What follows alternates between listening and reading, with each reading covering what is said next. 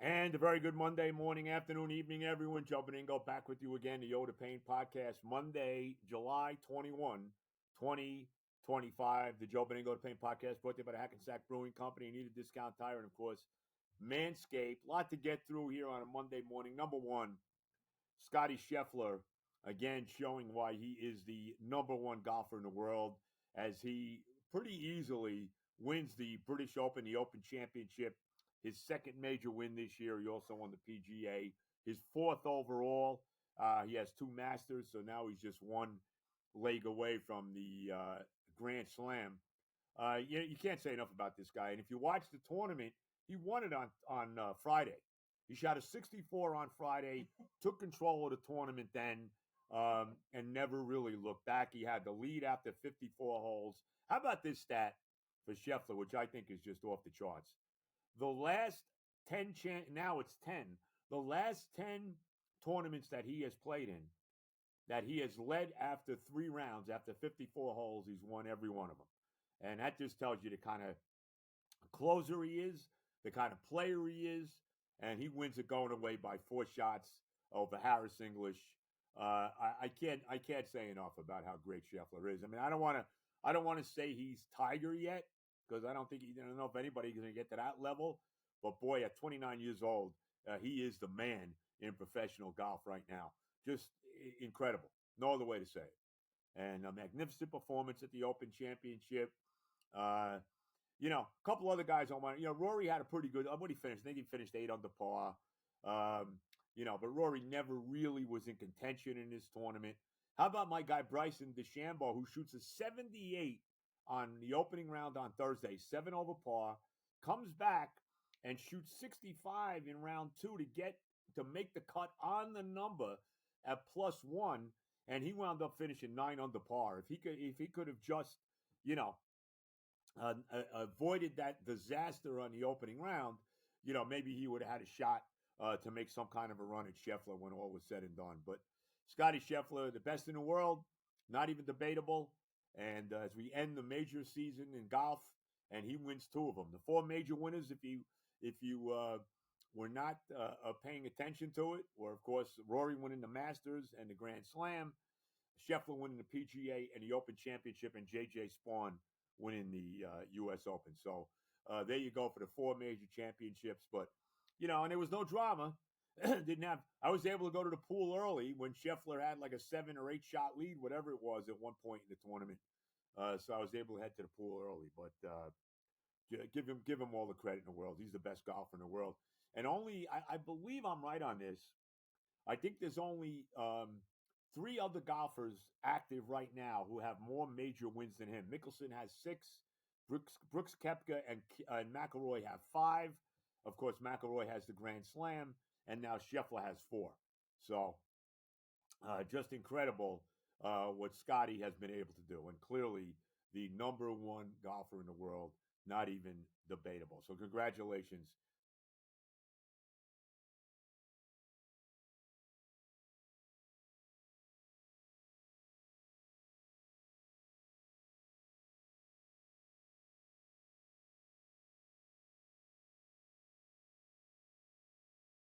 Shouldn't have, because it was. Oh, we're back. So now we're starting again. I guess we're going again, huh? We had a little issue. I guess. Because it's showing. What is it saying? It's moving. It's going. Active. What is it saying? Yeah, it is. It is. It's going. We had a little glitch. What the heck was that? Never happened before. We had a little glitch in the. I think it's haunted. A little hitch in the giddy up, as the late great Don Meredith would say. He had a hitch in his giddy up. That means he's got some kind of an injury. But we had that's what the computer had. Computers are terrible. I mean, seriously, you could tell me till the cows come home about the extolling the virtues of technology, computers, AI, all that nonsense. It's a disgrace. It's a two-edged sword. Really? Wasn't the world better in like 1985 than it is now? I mean, I give me a break. It was. You could get away with things. You could be, you could do stuff and nobody knew where you were.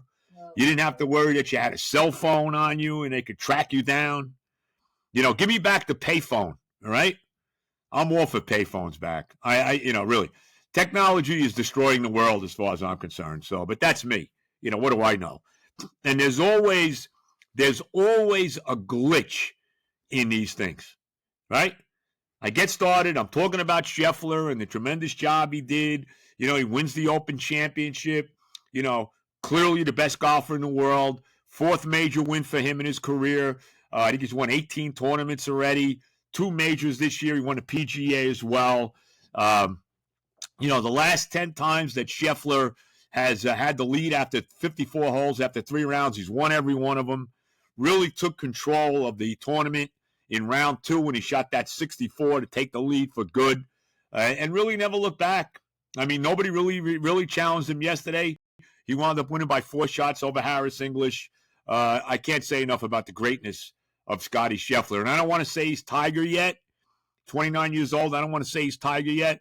Boy, his trajectory is just off the charts. I mean, I don't know. I don't know how else to say it. Where he might wind up.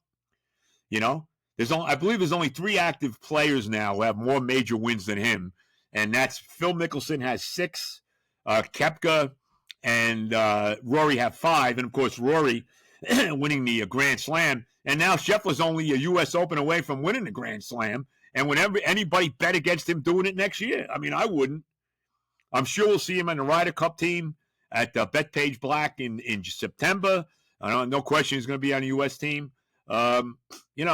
What can you say? One of the great. He's already moved into the category of one of the great golfers of all time. I don't think there's any question about it. And as I said, he's only 29 years old, and God knows where it's all going to wind up for Scottie Scheffler. So congratulations to him. He wins the Open Championship. What else can you say? Can't say enough. It's really kind of depressing because to me, this is the end of the golf season. Once we're done with the Open, once we're done with the final major, to me, this season's over.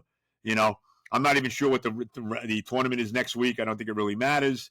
I know we got the, what do you call it, FedEx Cup or whatever the hell they call it now coming up. I mean, that doesn't mean anything to me either. That's a manufactured playoff. I know they make a lot of money, whoever wins it, but, I'm not looking at that like I'm looking at the majors or even the players. And by the way, Scottie's won 2 players as well, just for anybody that didn't know that. So, but he's just magnificent. There's no other way to say it, and has really put himself now, in my mind, as one of the great golfers of all time. So congratulations to Scheffler as he wins the Open Championship at Royal Portrush in Ireland. Congratulations to him.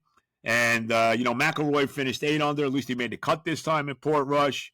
It was a shame what happened to DeChambeau, who shot a 78 in the first round and really took himself out of it then. Comes back on the second day to get a 65 and hit the number to make the cut on the number at +1. And he wound up 9 under par. It's really a shame that he got off to that terrible start. Maybe we would have seen him make some kind of a run at Scheffler when all was said and done. But as I said, it's really a shame because to me the golf season's over now. I know people get into the Ryder Cup and all of that too at Bethpage Black coming up, and we'll see Scheffler there.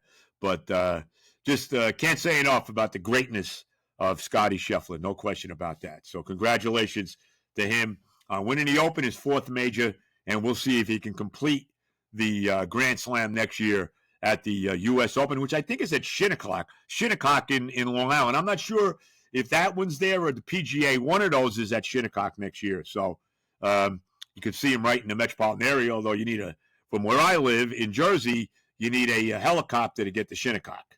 It's only about a 3-hour ride out there. So that's all it is. And that's without traffic, like a 3-hour ride. So God bless. Good luck with that. Anyway, as far as the baseball team's concerned, they got a much-needed win yesterday to avoid the sweep at the hands of the Cincinnati Reds. They win it 3 games to 2. They win it 3-2, the final score of the game. They win it. Juan Soto making a mad dash to the plate on a ground ball by Luis Torrens with the infield in. He beats the throw to the plate.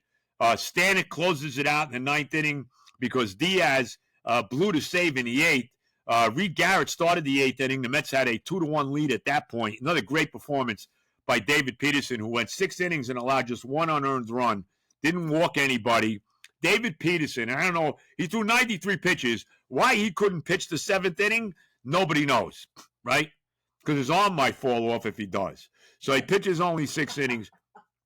But is there any question the ace of the Mets rotation is David Peterson? I don't want to hear about Kodai Senga, who's a 5-inning pitcher and gets hurt all the time. I don't want to hear about Sean Manaea. Yeah, I know he had a great year last year and all. God forbid he could throw more than 69 pitches on the game on Friday, right? Can't do that. We got to go to this some unheard of stiff in the bullpen, who of course punched the game away for the Mets. David Peterson is clearly the ace of the rotation. He's the only guy that gives you any kind of goes deep into the games on a regular basis. So he's the ace. He was an all-star for a reason, and they should have got the win yesterday. But of course, Diaz blew it in that 9th inning. I don't want to kill Diaz, who's been great. He wound up hitting a guy with the bases loaded to force in the tying run of the game, but they pull it out. Big hit by McNeil, by the way, in the bottom of the 8th inning. He got a big double after Soto led off the inning with a walk to put runners at 2nd and 3rd with no out and set up the ground out by Torrens and Soto scoring the winning run. So McNeil's been good. I'm telling you, McNeil's got over an 800 OPS. He's been pretty good. I got more confidence in him right now than I have in Lindor or Alonso. I know Alonso didn't start yesterday because he hurt his hand or whatever. He was day-to-day. Came in for defensive reasons in the 7th inning, actually hit in that 8th inning and wound up striking out. Didn't look good.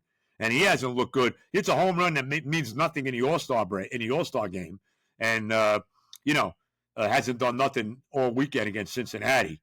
But McNeil's been hitting. Say whatever you want. People like to get on him. He's been good. And he's hit lefties. You know what's funny about the Mets this year?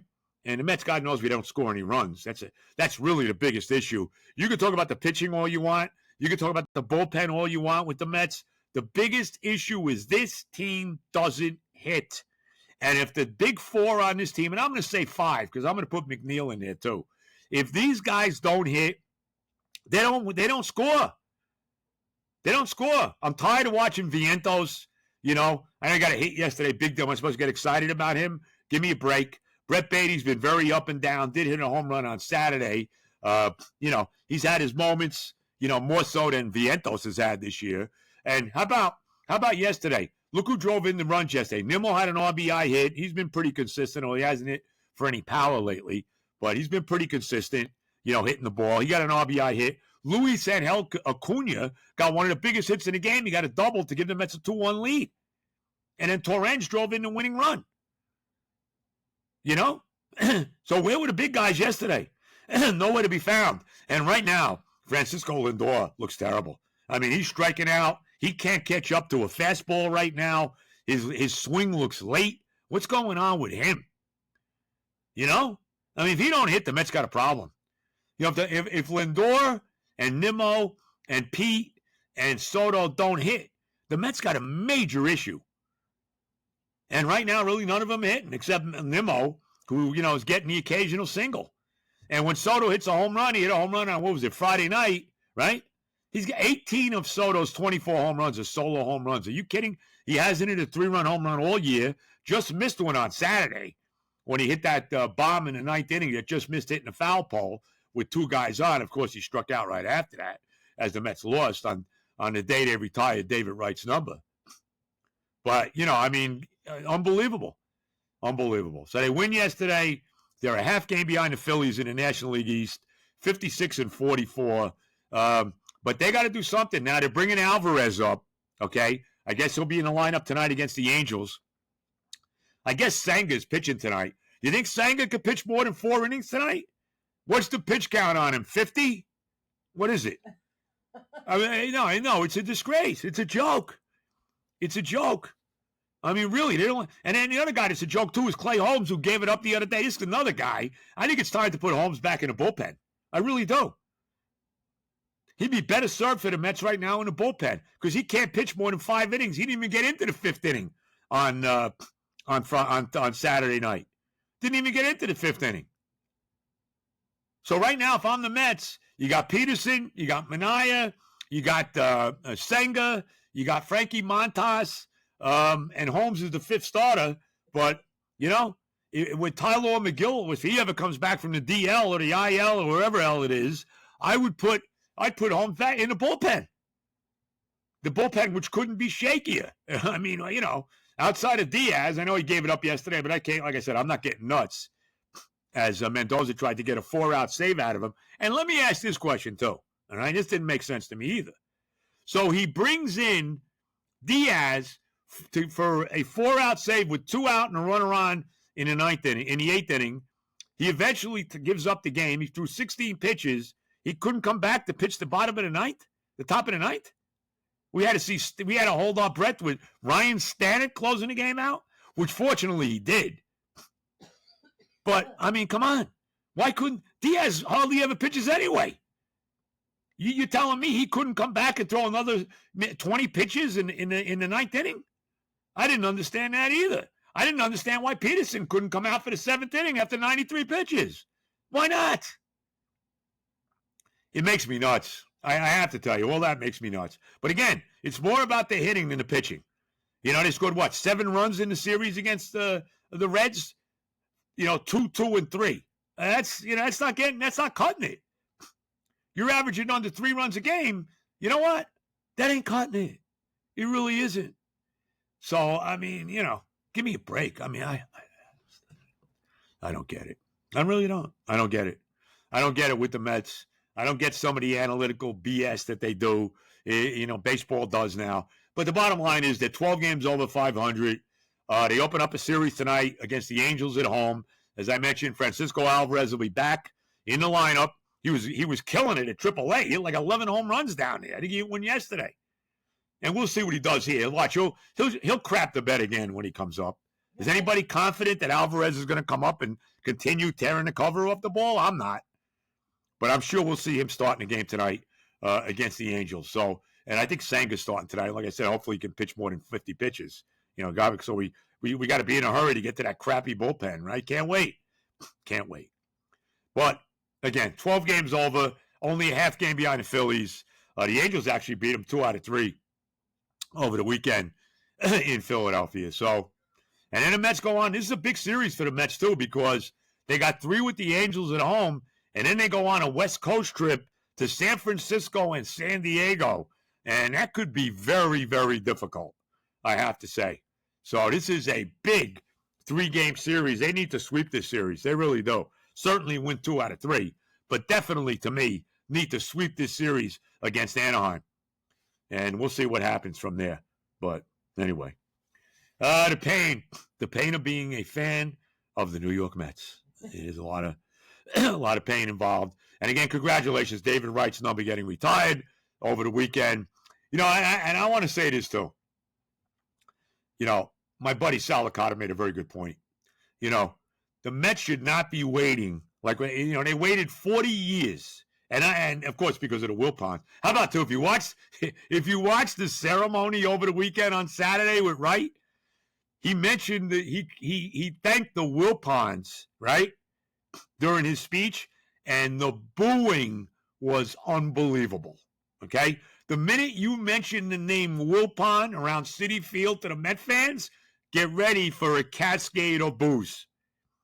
And that's what they got. Nobody mentioned it. Not going to say nothing about it on the broadcast. But, you mention the Wilpons, and here comes the boos, So, yeah, right, because the Wilpons didn't do anything. So it took them 40 years until Cohen got here to start retiring numbers, right? Jerry Koosman, Darryl Strawberry, Doc Gooden, even Willie Mays. Took them all those years. And that's too long. You can't wait that long. You're going to retire the guy's number. You should have retired it like 10 years after they retired. But, why would you expect the Wilpons to do anything like that? So, but it was funny. If you saw the ceremony, man, did they get booed when David Wright mentioned the name Wilpon? Unbelievable. No, They deserve it. Oh, well, there's no love lost, but the fans do not. We have no love for the Wilpons. Thank you very much. Thank God Uncle Stevie owns the team. We'll leave it at that. And we'll see what they do with the deadline. They got to make a move. They need a bat. You can talk about bullpen help. You can talk about another starting pitching. The Mets need another consistent hitter because they don't hit enough and they stink with runners in scoring position. And how about the fact that McNeil, Soto, and Nimmo hit lefties better than the right-hand hitters do? How is that possible? Alonso's had problems all year hitting left-hand pitching. I don't get it, but anyway, that's the bottom line. All right. I've had major stomach issues. Nobody gives a damn about my stomach, but, it's a disaster. So I apologize for that. As you see me have to slow down as I have a moment, just a lovely moment that it is. Anyway, like I said, nobody cares. Who gives a shit?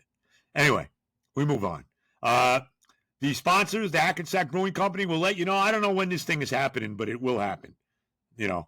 So we'll keep you abreast of that. I don't want to say any more about it than that, but we'll let you know. Hopefully it happens sooner than later for the next live podcast at the Hackensack Brewing Company. If you need work done on your car, go to Anita Discount Tire in beautiful Rivervale, New Jersey, Westwood Avenue. See my son Johnny. See the whole group over there. Ari, everybody, Rob. They'll take care of you. You need tires, work done on your car inspected, anything with your automotive needs. Anita Discount Tire, Rivervale, New Jersey, on Westwood Avenue. Tell them Benigno sent you. And Manscaped, they'll be rejoining us next month. They had some issues, and I won't get into that either, but we love them. And check out the 5.0 Ultra, the lawnmower, which takes care of the lawn and gives you that illusion, right, that flower is growing bigger than it really is. You know what I mean? So check out the 5.0 Ultra lawnmower from Manscaped. God bless them. Amen to them. No doubt about it. Training camp opens now Wednesday for the Jets and the Giants. My expectation level for the Jets is I don't have any. I expect the worst. You're never disappointed. We'll see what kind of coach Aaron Glenn is. I like the fact that they got both Sauce Gardner and Garrett Wilson signed long-term. Good move there. Now we'll see what happens. 3 number 1 picks in the offensive line. We'll see if Gardner has a bounce-back year with Aaron Glenn as his coach now. We'll see if Quinn Williams is better. Quincy Williams, all those guys. Jermaine Johnson back after the injury on the defensive line. We'll see. I have no confidence at all. Why should I? We'll see what Justin Fields turns out to be a quarterback. Now that he's reunited with his buddy Wilson. We'll see. But as I always say, expect the worst. You're never disappointed. As I said, the one really good thing that I can hang my hat on going into the season this year for the New York Jets is this.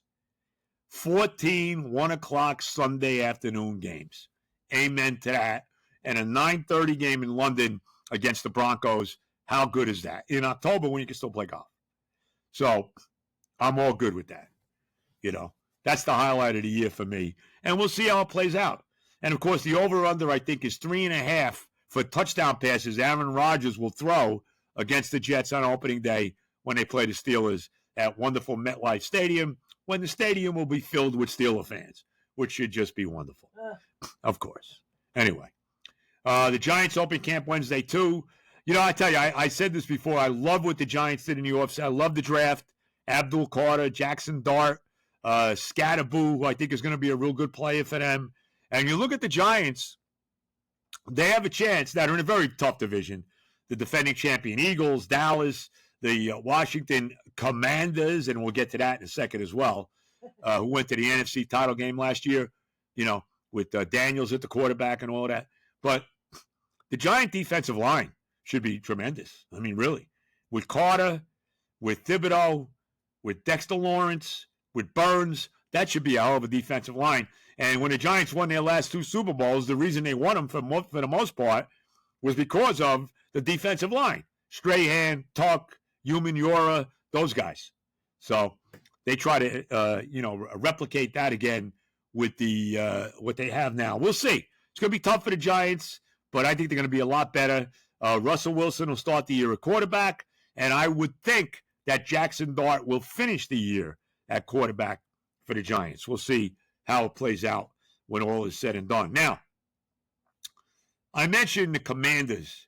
The big guy, Big Don, the president, is now is already come out and said that it's time now for the Commanders to be the Redskins again and time for the Guardians to be the Indians again. And I don't want to get too political about it, but we're talking sports here, so I can do it. I agree 100%. It was a joke that changed anyway. From what I understand, the Native Americans were all good with it. It was a compliment to them, the Redskins and the Indians. Of course. And let's be honest, it was the white liberal elites that decided that it was, politically incorrect. What a joke. So I guess Trump is trying to, they want a new stadium in Washington, and he's kind of holding that over the franchise there to change their name back to the Redskins. And I would assume, and I hate to assume because it makes an ass out of you and me, I would assume that most Redskin and Indian fans, most Commander and Guardian fans, what a joke, would like to see Redskins and Indians again, right?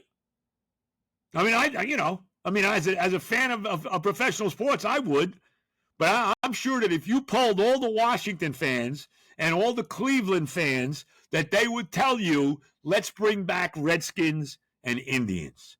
So let's hope at the end of the day that Don can get this done and get this back the way it should be, because the only people is offending are those, like I said, those elite white people, not the Native Americans, who, for the most part, think it is a compliment, and it is.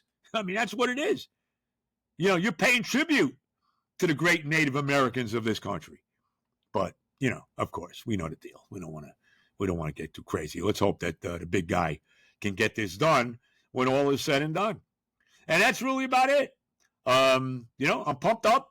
I'm ready for a little golf today. My wife and I will be playing at Rivervale with my great buddy, the great Duke Willie Earls. So we'll be doing that. We're all excited about that going forward. And, that's the story. His name was Blackfeet. Who's that? Blackfeet? Chief was Blackfeet. Chief Blackfeet. He was the guy that came out and said that he was all good. Oh, he was the guy on the Redskin helmet? Chief Blackfeet? There you go. I mean, come on. I mean, It's saying that they want iconic names. Back. Yeah. Iconic names. Of him. Yeah, iconic names. Redskins and Indians. Iconic names. Let's be honest about it. The Guardians, come on, really? The Commanders, remember they were even a Washington football team for a couple of years. The Commanders, give me a freaking break. What a disgrace. So we'll see. Hopefully the big guy can get that done, and that would be tremendous. There's no doubt about it. But we know where the professional sports leagues are. We know. Please, we don't want to get into all of that. Enough is said already. Everybody, have a outstanding rest of your week. Like I said, I'll be only doing Mondays until we get to football, because it's just, not enough to really get into. It's basically all baseball right now. And, we got 100 games. Mets have 100 games played so far. They got 62 games left. Yesterday was the 100th game of the season for the Mets. 62 to go, and we'll see what they do. Like I said, right now they're a half game behind the Phillies. Yankees had a nice win yesterday over the Braves. It's always good seeing them lose. It's amazing, the Braves, 10 games under 500. And Aaron Judge yesterday hit, what was his 351st career home run as a Yankee, right? I think he tied A-Rod for whatever place it is. The hierarchy for the Yankees all-time home runs, Babe Ruth has the most. I think it's 630-something maybe that he hit as a Yankee. 714 overall, but as a Yankee, it's 6-something. Mickey's next at 536. Lou Gehrig's next at 493.